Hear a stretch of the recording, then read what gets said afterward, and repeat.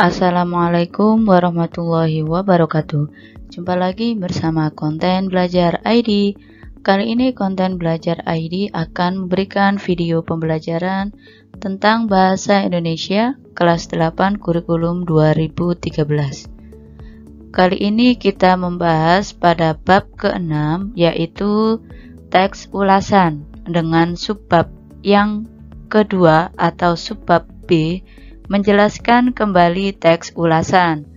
Bersama saya Bu Riza Fitrianingsih, mari kita berdoa terlebih dahulu supaya apa yang kita pelajari bermanfaat untuk kita semua.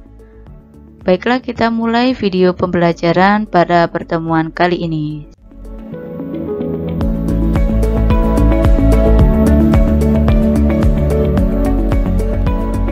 Nah, setelah kita mempelajari materi kali ini, diharapkan kita mampu memahami maksud suatu teks ulasan, dan yang kedua, diharapkan kita bisa memahami kekurangan dan kelebihan suatu teks ulasan. Kedua tujuan ini supaya kita dapat memahaminya dengan baik. Oleh karena itu, kita harus mempelajarinya terlebih dahulu. Oke, silakan disimak ya.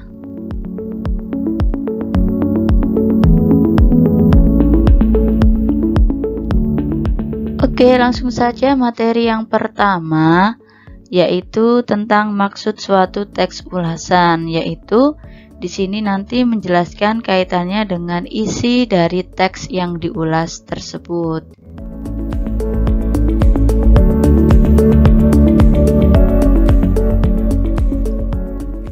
Nah, ada sebuah pernyataan. Nah, kira-kira ya, coba kita belajar mengutarakan sebuah pendapat ya. Utarakan pendapatmu kaitannya dengan ini. Apa yang kita dapatkan setelah membaca teks ulasan tersebut ya. Baik itu teks ulasan dari sebuah film, teks ulasan dari karya puisi atau karya membaca puisi, karya lukisan, karya buku bacaan, dan lain sebagainya. Kira-kira apa sih yang kita dapatkan?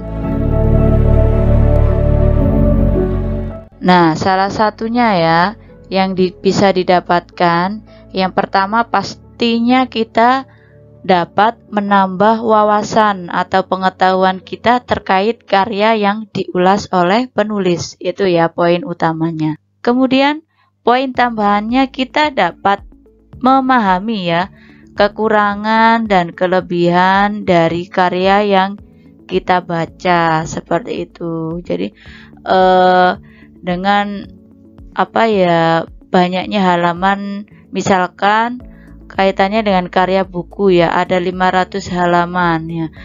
Bagi pembaca yang kurang suka dengan membaca, pastikan dia enggan ya untuk membaca dari awal hingga akhir. Nah, jalan utama atau jalan pintas sebelum kita membaca lebih lanjut, ini kira-kira seru ndak ya buku ini? Soalnya halamannya ada 500 ya. Nanti 500 saya baca dari awal hingga akhir kan, kalau nggak seru kan nanti mubazir dan lain sebagainya. Oleh karena itu bisa kalian cek atau kalian lihat dulu ulasan dari buku yang kalian baca itu. Manfaat lain kita cek ya, supaya kalian lebih memahaminya. Simak berikut. Nah, secara lengkap dengan kita membaca teks ulasan, kita diajak untuk yang pertama, yaitu kita dapat menambah pengetahuan. Pengetahuan dari mana? Ya, setiap apa yang kita baca, apa yang kita dengar, apa yang kita lihat itu adalah sebuah informasi ya. Nah, informasi itu salah satu istilah pengetahuan ya. Dari pengetahuan itu bisa muncul atau bisa melalui sumber berbagai hal ya, salah satunya dengan membaca teks ulasan. Pengetahuan siapa? Ya, pengetahuan penulis dan pembaca teks ulasan. Keduanya mendapat wawasan pengetahuan terkait teks ulasan dari karya yang diulas tersebut. Kemudian yang kedua, yaitu kita dapat meningkatkan pemahaman ya, pemahaman dalam bidang apa? Dalam bidang menulis teks ulasan ya. Jadi pembaca kan lebih tahu ya, oh ternyata teks ulasan itu bentuknya seperti ini ya pembuatannya. Nah itu kan masuk dalam meningkatkan pemahaman pembaca terhadap bentuk dari teks ulasan tersebut. Kemudian pemahaman dari penulis ya, dengan itu kan berarti penulis memiliki ilmu di bidang mengulas sebuah karya. Nah, selanjutnya yang ketiga yaitu memunculkan sikap apresiatif. Apresiatif itu sikap memberikan sebuah penghargaan kepada siapa? Ya, kepada pencipta karya itu ya, apresiatif terhadap karya yang diulas seperti itu ya. Ternyata penulis karya ini itu hebat ya. Karena apa? Hasil karyanya itu luar biasa, isinya itu sangat menyentuh ya. Kemudian kita juga diajak untuk memperkuat daya kritis. Mengapa demikian? Ya karena pembaca tidak hanya sekedar membaca, pasti kan juga mencari buktinya. Apa benar ya karya itu berisi tentang seperti ini ya. Jadi si pembaca itu bisa mengkritisi karya yang disampaikan atau karya yang diulas.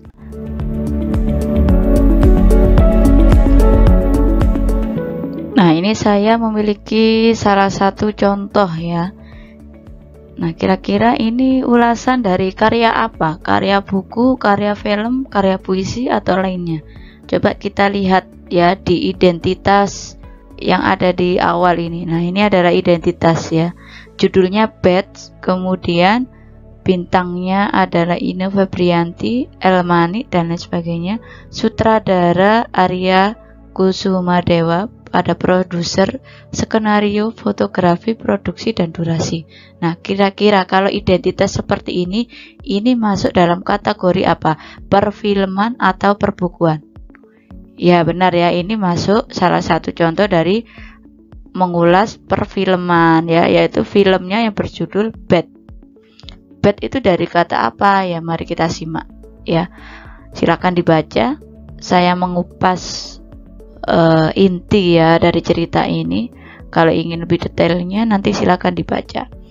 Inti dari teks ulasan film yang berjudul Bad ini menceritakan sosok atau tokoh yang bernama Elizabeth ya.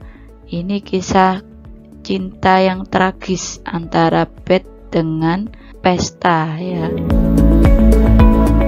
Ini kedua anak ini saling mencintai tapi tidak direstui oleh orang tua dari yang perempuan. Karena apa? Berbeda latar belakang sosialnya ya.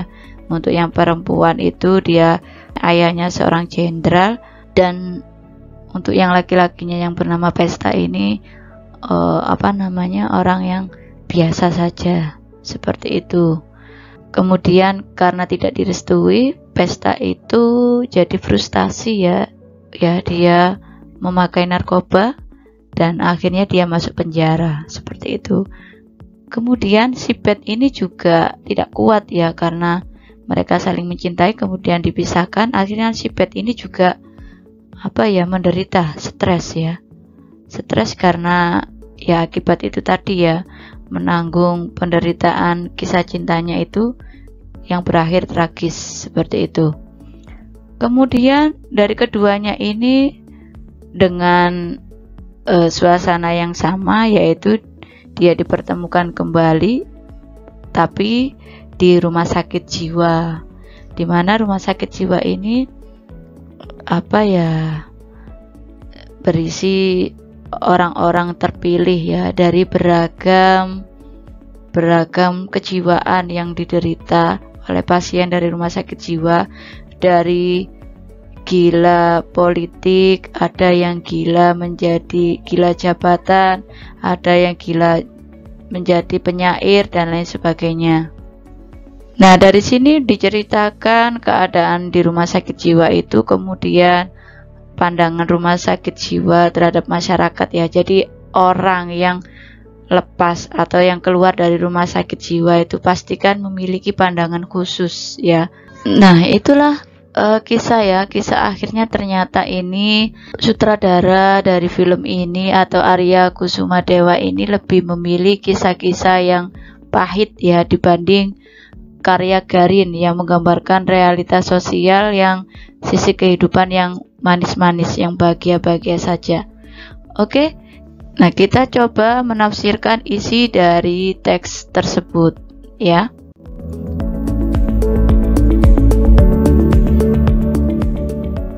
Oke, dari sini kita dapat mengetahui identitas film ya. Ini yang di awal ini identitas film. Kemudian yang kedua, kita juga tahu ya pandangan masyarakat tentang rumah sakit jiwa itu bagaimana. Ini dilukiskan di paragraf pertengahan. Dan memahami tentang kehidupan di rumah sakit jiwa ya, gambaran umum terkait tempat rumah sakit jiwa tersebut. Nah, kita dapat di sini kan berarti kita bisa mendapatkan pemahaman ya, wawasan, apresiasi terhadap film ini yang mengangkat dari latar belakang rumah sakit jiwa ya, yang jarang dipakai oleh perfilman. Dari sini dapat dipahami ya.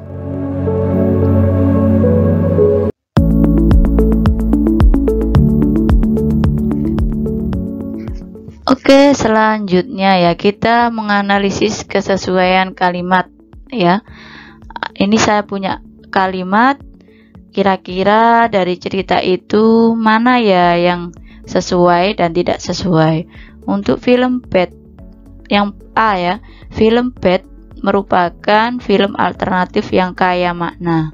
Sesuai nggak? Maksudnya sesuai ini ada nggak diisi dari teks ulasan tersebut?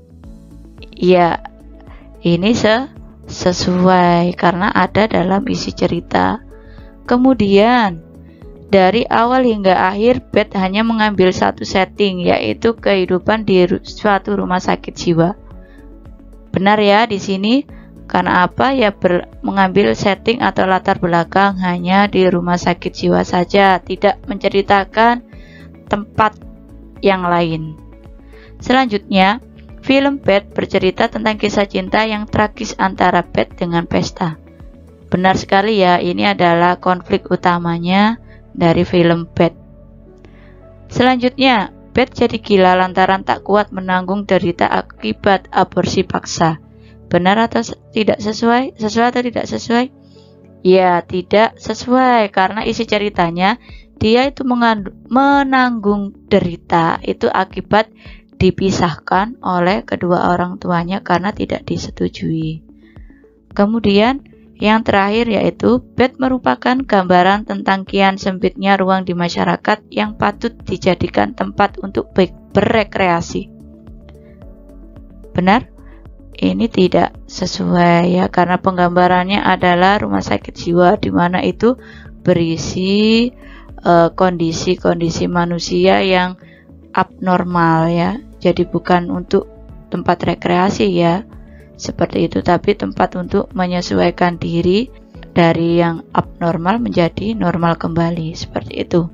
Oke, dari sini sudah paham ya. Kita lanjut ke materi selanjutnya. Oke, yang materi selanjutnya yaitu yang kedua, memahami kekurangan dan kelebihan suatu teks ulasan. Oke, bagaimana ya? Kita itu melihat dari sisi mana kekurangannya dan kelebihannya, apakah dari semua sisi atau hanya satu sisi, ya kita simak dengan seksama ya.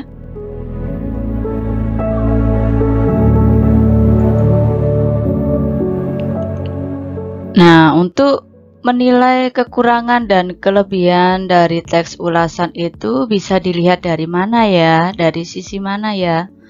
Kita cek ya, yang pertama yaitu kita lihat dari kelengkapan struktur teks ulasan. di mana setiap teks itu memiliki struktur masing-masing ya. Salah satunya yaitu teks ulasan. Strukturnya bagaimana? Untuk struktur kita bahas pada subbab yang ke-C ya. Setidaknya kalian tahu ya, kelengkapan dari struktur teks ulasan itu ada 5 bagian ya. Apa saja ya? Silakan cek pada subbab C pada video berikutnya. Yang kedua yaitu diksi ya, atau pilihan kata dalam menanggapi teks ulasan. Nah, dalam menanggapi teks ulasan itu kita harus memilih kata-kata yang tepat dan sesuai. Jangan sampai kata-kata itu yang menyakiti atau kata-kata yang bersifat mengolok-olok dan lain sebagainya. Itu tidak boleh ya. Meskipun kita menilai sebuah karya, karena menilai itu kan bersifat subjektif ya, yaitu relatif. Siapa yang menilai? Misalkan saja kalau menilai sebuah lukisan, terkadang si A dan si B itu penilaiannya itu berbeda. Dari sisi yang mana? Yaitu terserah si A dan si B. Dari si A itu dari sisi depan itu yang menarik, tapi dari si B sisi belakang itu yang menarik. Itu kan relatif ya, tidak bisa kita salahkan. Namanya menilai suatu karya itu kan sesuai dengan yang menilai, seperti itu. Namun dalam kita mengungkapkan penilaian kita, sekali lagi diksi dalam menanggapi teks ini harus sesuai. Sesuai yang gimana? Ya logis dan tidak bersifat menggurui atau mengolok-olok karya tersebut. Itu ya. Jadi tetap kita harus punya sikap yang apresiatif ya. Apresiatif itu ya yang mengapresiasikan karya, jangan sampai menjatuhkan, seperti itu. Selanjutnya, penggunaan bahasa dalam menyampaikan. Nah, sekali lagi ini kaitannya dengan bahasa lisan. Terkadang bahasa tulis dengan bahasa lisan yang kita ucapkan itu tidak sesuai. Oleh karena itu kita harus berhati-hati dalam menyampaikan teks ulasan yang kita buat atau menyampaikan penilaian karya, seperti itu ya. Selanjutnya yaitu kebermanfaatan isi sebuah karya tersebut. Nah, kebermanfaatan, apakah bermanfaat atau tidak bermanfaat isinya itu? Ada istilahnya itu, nilai moral atau bukan? Seperti itu ya. Jadi kita harus menganalisa sampai sejauh mana isi dari karya yang kita nilai itu. Atau justru bahkan isinya itu ada nasihat-nasihat yang buruk dalam isi itu, yaitu kita harus menganalisa dengan baik, menilai isi dengan cermat dan teliti. Karena ini penting ya, isi kan ibarat itu jantungnya ya, kalau jantungnya jelek ya tidak akan ada manfaatnya, seperti itu. Jadi kita harus bisa memberikan sebuah penilaian ya terhadap kekurangan dan kelebihan dari teks ulasan. Kalau memang itu baik ya itu salah satu kelebihan dari teks. Kalau ada yang kurang itu salah satu kekurangan dari teks tersebut.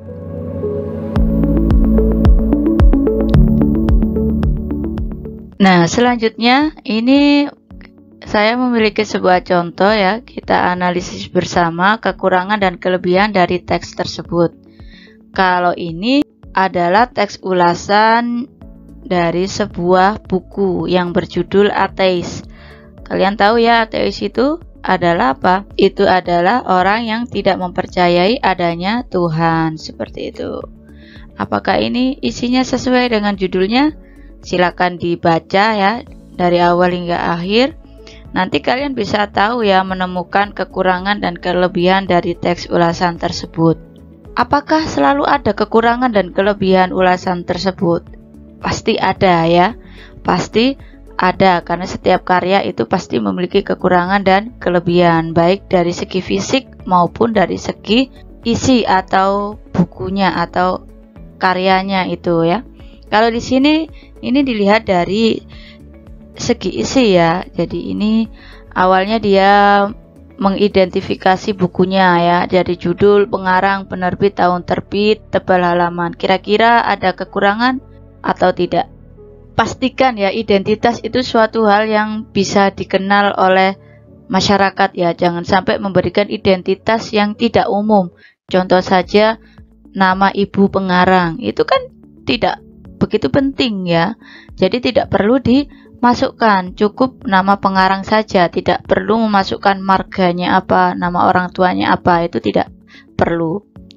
Jadi ini minimal ya, minimal identitas yang dicantumkan dalam sebuah teks ulasan. Kemudian di paragraf awal ini menceritakan kaitannya dengan gambaran buku ateis ini ya, atau istilahnya orientasi ya. Kemudian ini juga menceritakan ya isi dari cerita ini. Pada intinya isi dari cerita ini itu adanya tokoh yang bernama Hasan ini. Dia itu anak yang saleh ya, ibadahnya sangat tekun dan lain sebagainya. Dia juga sekolah di MULO ya. Kemudian di sekolah itulah dia bertemu dengan gadis dan jatuh cinta, namanya Rukmini. Tapi Rukmini ini tidak sampai menikah dengan Hasan. Dikarenakan apa? Karena Rukmini ini ternyata dijodohkan sama orang tuanya, itu dia dipinang oleh seorang saudagar kaya ya. Kemudian dia mengikuti nasihat orang tuanya untuk menikah dengan saudagar kaya itu. Akhirnya si Hasan ini frustasi, hatinya hancur. Kemudian dia itu tidak bisa menghilangkan Rukmini dari hidupnya ya. Dia masih terbayang-bayang sosok Rukmini, yang gadis yang dicintainya. Kemudian dia itu sampai memfokuskan diri untuk tidak menikah ya, hanya fokus pada beribadah dan beribadah saja, seperti itu. Tak lama kemudian dia bertemu dengan temannya ya, yang bernama Rusli. Pertama Rusli itu dia dikenalkan oleh temannya itu seorang janda ya, yang bernama Kartini. Kemudian dia mau menerima karena menurut Hasan, Kartini ini mirip sekali dengan kekasihnya terdahulu, yaitu Rukmini. Kalau Rukmini ini gadis yang desa ya, lemah lembut. Kalau Kartini itu gadis modern. Setelah itu semenjak Hasan mencintai Kartini ya, dia ternyata pergaulannya itu kurang tepat ya, pergaulan kurang tepat, sehingga si Hasan ini sampai mengubah pendirian untuk beribadahnya, sehingga dia itu mulai menjauh ya, rentang dalam beribadah, sampai akhirnya dia meragukan keberadaan Tuhan. Setelah itu dia menikah dengan Kartini. Nah, Kartini ternyata dia selingkuh dengan temannya ya, yang namanya itu Anwar. Akhirnya dia selingkuh, terus si Hasan ini frustasi kembali ya, karena sudah yang pertama itu sebelum menikah sudah dengan lelaki lain. Dengan Kartini setelah menikah dia juga dengan laki-laki lain. Akhirnya dia frustasi, dia sadar ya dari kejadian itu, dia kembali ke agamanya, dia menyesal dan lain sebagainya. Sampai dia bercerai dengan Kartini pun dia langsung pulang ke rumah menemui ayahnya, tapi ayahnya tidak mau memberikan maaf ya, sampai ayahnya meninggal. Pada akhirnya Hasan ini dia kecewa dan lain sebagainya. Akhirnya dia muncul sifat pendendam. Dia dendam, ingin membunuh selingkuhan dari mantan istrinya itu yang namanya Anwar. Namun kejadian naas menimpa dia, yaitu dia akhirnya tertembak sampai dia meninggal itu dia masih sempat mengingat Allah ya, dengan menyebut nama Allah ketika ajal mau menjemputnya. Nah, itulah kisah novel dari buku ateis ini ya, sedih pilu dari kisah si tokoh Hasan ini. Begitulah ceritanya ya, terdapat nilai moral pada akhir cerita ini. Nilai moralnya itu kita harus memaafkan kesalahan orang lain ya. Oke, itu ceritanya ya. Kira-kira ada kekurangan dan kelebihan teks ulasan enggak kira-kira? Untuk kelebihannya ya, kelebihannya dari teks ini sangat menusuk hati sekali ya, karena kaitannya dengan agama. Rentan sekali ya kalau kaitannya dengan agama itu, seolah-olah ini menjadi motivasi diri ya, kaitannya dengan kita harus rajin beribadah, apapun kondisi menimpa kita, kita tetap ingat kepada Tuhan, seperti itu. Itu dari sisi kelebihan salah satunya ya. Salah satu kekurangannya bagaimana? Nah, kekurangannya ada di kalimat akhir ya. Sayangnya novel ini sudah sangat langka sehingga sulit diperoleh. Ya, jadi sulit untuk didapatkan. Ini salah satu kekurangannya. Oke, saya sudah menemukan satu kekurangan dan satu kelebihan ya, bisa dijadikan contoh. Kalian mencari sesuai dengan apa yang kalian temui ya pada novel ini sebagai uji pemahaman kalian. Dari sini sudah cukup ya. Kita lanjut pada bagian selanjutnya. Oke, saatnya tugas pemahaman ya. Coba disimak. Simak sebuah karya musikal dan dramatikal puisi pada link berikut ya. Jadi ini silakan linknya dicatat, disalin, kemudian silakan disimak dari awal hingga akhir puisi yang berjudul Ibu.